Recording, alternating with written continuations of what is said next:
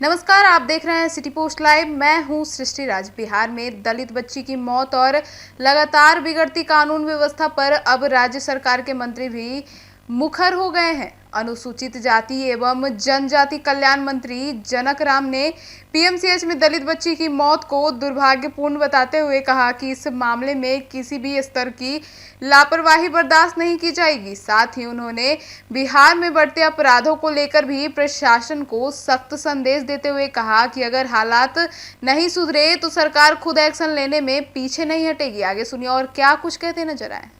उनकी बातों को सुनकर के त्वरित निष्पादन करने का ही अवसर मिलता है। तो कहीं सीओ, कहीं वीडियो, कहीं थाना, छोटे छोटे कामों को लेकर के लोग आते हैं, उनके कामों को हम लोगों ने निष्पादन करना है। जो लगातार पीएमसीएच वाले मुद्दे पर विपक्ष हंगामेदार है, लगातार दलित बच्ची के साथ जो कुछ हुआ है, विपक्ष कह रहा है कि सरकार नाकाम है, स्वास्थ्य सेवाएं नाकाम हो गई है। दुर्भाग्य है, अगर इस तरह की घटना घटती है तो उस पर राजनीति नहीं करना चाहिए। राजनीति करने का कोई जगह नहीं है। लेकिन मैं पूछना चाहता हूँ, मैं भी एक दलित परिवार में जन्म लेकर के आज सरकार के मंत्री परिषद सदस्य होने के नाते विपक्ष के नेता से श्री तेजस्वी यादव जी से जानना चाहता हूँ, जरा ये भी तो बताते कि बिहार में 38-39 जिले में अगर इस तरह की अप्रिय घटना घटती है तो अपराध कौन है, अपराधी का नाम भी थोड़ा बताते। अगर 10 हत्याएं हो रही है, 5 हत्याएं हो रही है, तो हत्या के पीछे अपराध कर्मी कौन है? अगर पुलिसिया कार्रवाई करती है तो अपराध कर्मी को पता चलता है कि महागठबंधन का ही समर्थन प्राप्त है। ये दुर्भाग्य है, इस पर राजनीति करने का कोई औचित्य नहीं है। कहीं इस तरह की अगर घटना घटती है तो त्वरित एनडीए की सरकार में पुलिस महकमे कार्रवाई करती है, एफआईआर होता है और पुलिसिया कार्रवाई करने के साथ साथ आपने देखा होगा कि जो भी अपराधी है उसके घर पर बुलडोजर भी चलाया जा रहा है। तो जनता का जनादेश एनडीए के पक्ष में, और जनता एनडीए जनादेश लेकर के जनता के कामों को, आकांक्षा को पूरा करने में आज आगे बढ़ के काम भी कर रही है। राहुल गांधी कल काफी गंभीर आरोप लगाए हैं। लगातार उनका कहना है कि देखिए, प्राइवेट लोगों को जमीन दी जाती है अस्पताल बनाने के लिए, लेकिन एक भी दलित उसका मालिक नहीं होता है। राहुल गांधी जी कितना क्या बोलते हैं, उनकी पार्टी में ही उनके गठबंधन के नेता ही उनकी बातों को तवज्जो नहीं देते हैं। राहुल गांधी जी जिस विषय को लेकर के जनता के बीच में सवाल कर रहे हैं, ये सवाल का जवाब उनके दादी जी के शासनकाल में श्रीमती इंदिरा गांधी जी खाता कालेलकर कमीशन, अति पिछड़ा आयोग तो कभी इंदिरा गांधी जी ने तो बनाई है। बाबा साहब डॉक्टर भीमराव अम्बेडकर संविधान के निर्माता, कभी भारत रत्न का सम्मान आपके दादी जी, आपके पिताजी ने दिया नहीं। संविधान को आपने कभी सम्मान दिया नहीं। संविधान दिवस अगर मनाने का अवसर आया तो नरेंद्र मोदी जी ने मनाया। संविधान का अक्षुण्ण अगर करने का, दलितों को सम्मान करने का अगर अवसर आया तो मोदी जी ने किया। तो किस बात से राहुल गांधी जी लोगों को मूर्ख बना रहे हैं? आपके ही पिताजी की सरकार रही है ना, आपके दादी जी की सरकार रही है, आपके नाना जी की सरकार रही है। आपने दलितों को मूर्ख बना के रखा। दलित हो, अकलियत हो, पिछड़े समाज के लोग हो, आपने दिया क्या? परिवार से तो बाहर आप लोगों ने निकला नहीं। जमीन के नीचे घोटाला, जमीन के ऊपर घोटाला, आसमान में घोटाला, कौन से घोटाला नहीं हुआ? अगर राहुल गांधी जी अपने ही नेताओं से ज्ञानवर्धन करा लेते तो उनका जवाब स्वतः मिल जाता।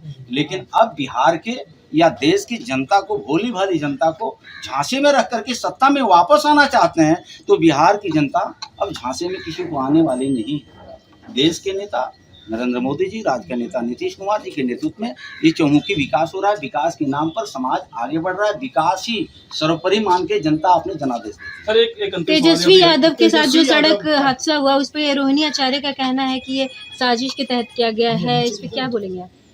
अब एजेंसी उनके पास होगा, कोई रिपोर्ट आ गया होगा, एजेंसी उन्हीं के घर में होता है, तो शायद इसकी जवाब तो वही दे सकती है। अगर इस तरह का अगर साजिश का खुलासा करें। सर, एनडीए में सीटों का बंटवारा की कब तक चर्चा है, तब फाइनल हो जाएगा? ये महागठबंधन के लोग पहले अपना निपट लेना। एनडीए में कोई समस्या नहीं है। एनडीए अपने आप में है, जनता कह रही है। एनडीए के पीछे क्यों पड़े हुए महागठबंधन के नेता? तेजस्वी एनडीए का जनता कह रही है 2025, 225, फिर से एनडीए, फिर से नीतीश। तेजस्वी यादव ने बोला है कि बीजेपी आरक्षण विरोधी है, इस पे क्या बोलेंगे? मैंने तो पहले बोला जी कि अभी विरोधी दल का नेता अगर विधानसभा में बनना होता है तो खुद को बनते हैं। कोई नुनिया तो रहा, बीन निषाद का बेटा को बनने नहीं देते हैं, वो बेटा आरक्षण पे बोलते हैं। विधान परिषद में अगर विरोधी दल का नेता बनना होता है, वहाँ कोई दलित का बेटा नहीं बनता है, बेटी नहीं बनती, अति पिछड़ा का बेटा बेटी लोग नहीं बनने देते हैं। वहाँ इनकी माता जी बनती है, श्रीमती राबड़ी जी बनती है। ये लोग आरक्षण पे पाठ पढ़ाते हैं। एनडीए के सरकार में ही गरीबों, दलितों, शोषितों, अकलितों का सम्मान मिलता है। संविधान के प्रदत्त अधिकार को गरीबों के बीच में अगर देता है तो एनडीए शासन में मिलता है। श्री तेजस्वी यादव जी, आपके पिताजी आरक्षण विरोधी रहे, आपकी माताजी आरक्षण विरोधी रहे। आप तो परिवारवाद के, वंशवाद के निकले हुए बेटा हैं। आप आरक्षण पर बोलने का कोई हक है क्या श्री तेजस्वी यादव जी? ये बिहार की जनता जान चुकी है। झांसे में लेकर के सत्ता में लौटना चाहते हैं। अब बिहार की जनता गलती करने वाली नहीं है। लेकिन 50% सीलिंग पर आप लोग का क्या कहना है? उन लोगों का लगातार डिमांड है। कल राहुल गांधी ने भी कहा कि जब जनसंख्या ज्यादा है इस समाज की तो सीलिंग क्यों है 50%? मुझे लगता है कि जनता जब जनादेश एनडीए को दिया है तो जनादेश के पालन करना चाहिए। जिस तरह से बेचैन, व्याकुल श्री तेजस्वी जी हो करके सत्ता को बदनाम करके सत्ता में वापस आना चाहते हैं, संभव नहीं है। आप लोगों का क्या सोच है? भाजपा क्या चाहती है? मैंने तो 50% का सीलिंग टूटना चाहिए। मैंने तो कहा जनता जनादेश एनडीए के पक्ष में दिया है। जनादेश का जब जनता स्वागत किया है तो जनता का जो निर्देश होता है एनडीए उसको पालन करती है। धन्यवाद।